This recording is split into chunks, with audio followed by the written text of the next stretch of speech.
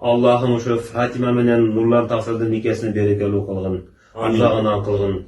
Allah'ım şu iki yaşta Allah'ım muhabbat verin arasında muhabbat verin. Amin. Allah'ım şu iki yaşta nikesi Allah'ım bekem kılgın. İnşallah iki dünyanın жақшылықтарын nasip kılgın.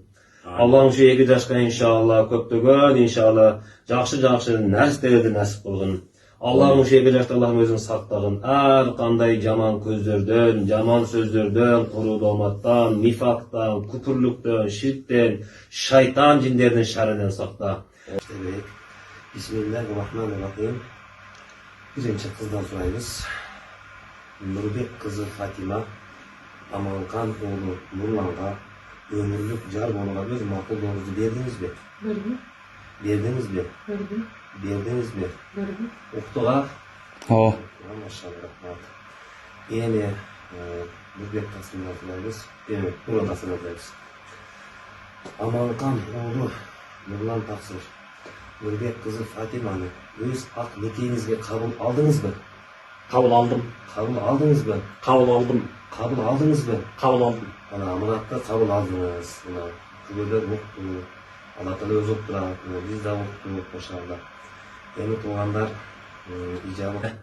ونشهد أن سيدنا ومولانا محمدا عبده ورسوله صلى الله عليه وسلم mahrı kalana altın döktü. Ülkenin bayağı şarap yaptı. Aysanız. O. iPhone. Ooo dedi. Dayandım. iPhone 16 Pro Max sattırım ya. Dayandım o. Kaç var veririz? Жақын арада. Bu oldu. Yazsana inşallah. Yazıp ben iPhone de, mobile de. Зато невестам 19'da. От нее ничего не жалко. 19'da. Maşallah. Göz baktın oğlan. İnşallah. Yeni. İnşallah. Elhamdülillah nikahına söylenen icabı kabul oldu.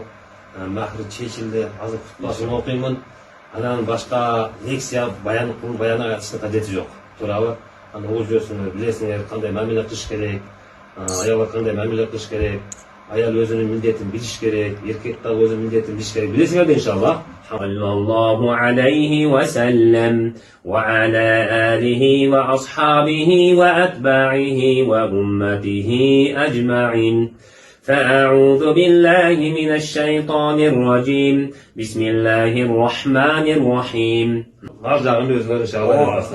Belki kalın elge çoğun toydu svadьбаны жайында да ушунда беребиz. Болды inşallah. Allah kabul